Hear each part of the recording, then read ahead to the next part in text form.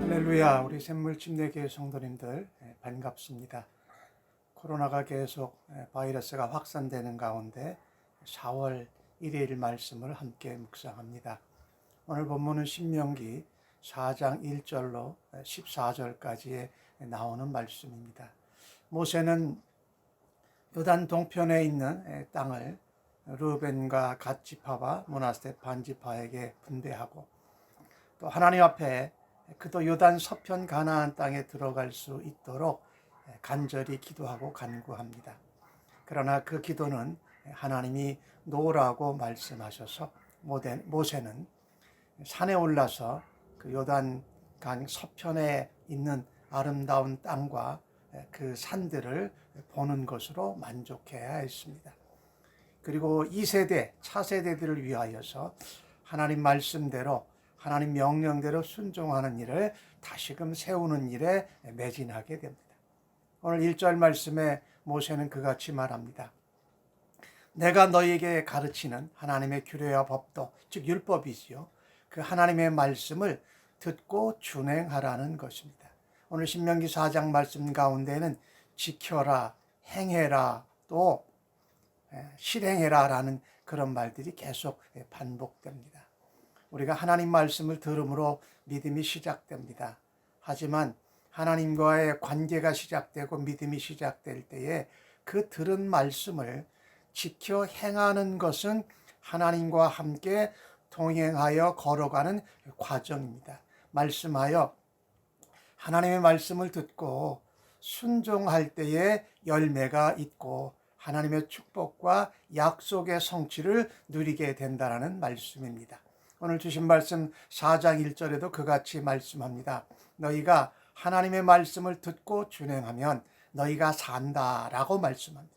즉 그리스도인들은 하나님의 말씀을 듣고 준행할 때에 우리가 하나님께 순종하고 하나님과 교제하면서 하나님 앞에서 살아있는 생명력이 있는 삶을 살아가게 될 것이 분명합니다.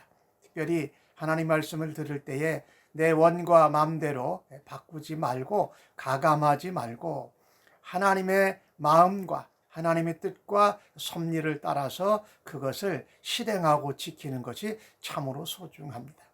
특별히 출애굽 2세대들에게 오늘 모세가 신명기의 말씀 첫 번째 설교를 하면서 강조하는 것이 있습니다. 출애굽 1세대들은 하나님의 말씀을 듣긴 들었는데 그것을 실행하고 지키지 않아야여서 하나님을 떠났다라는 겁니다. 민수기 25장에 나오는 사건처럼 그들이 시딤에서 모압 여인들과 함께 교제를 나누면서 그들의 신을 섬긴 사건을 하나님이 모세를 통해서 말씀하고 있습니다. 그래서 그들이 모두 다 멸망했다라는 것입니다.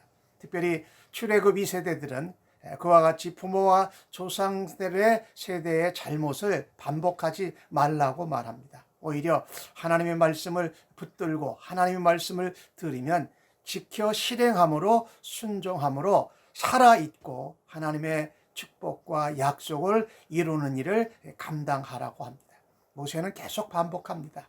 행해라, 지켜 행해라, 이것이 너희에게 복이라고 말씀합니다.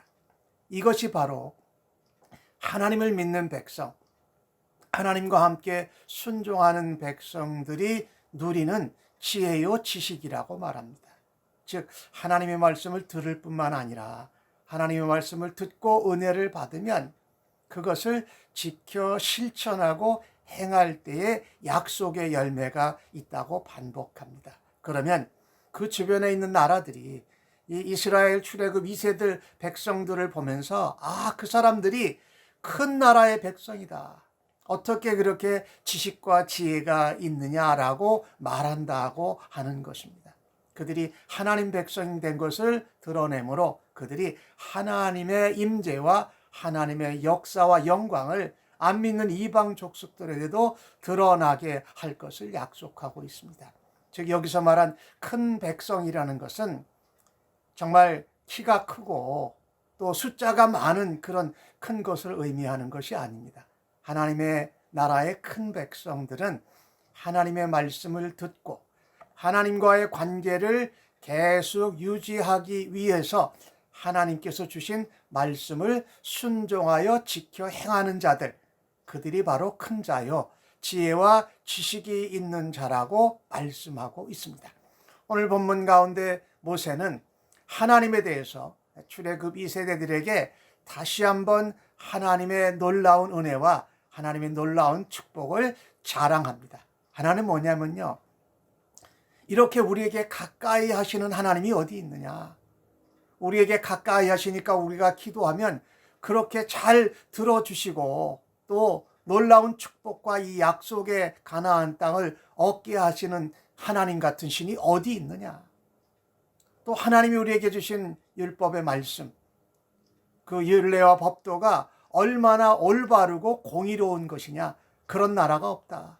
그러니 이것을 받고 이것을 듣고 이것을 의지하고 실행하여 지키는 자들이 바로 하나님의 큰 나라 백성이 되고 온 세상 가운데 하나님을 전하는 놀라운 통로로 사용받을 것이라고 말씀합니다. 그래서 출애굽 2세대들에게 말씀합니다.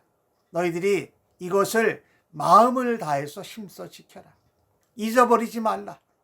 약속의 땅 가나안 땅에 들어가서 내 마음이 떠나지 않도록 조심해라.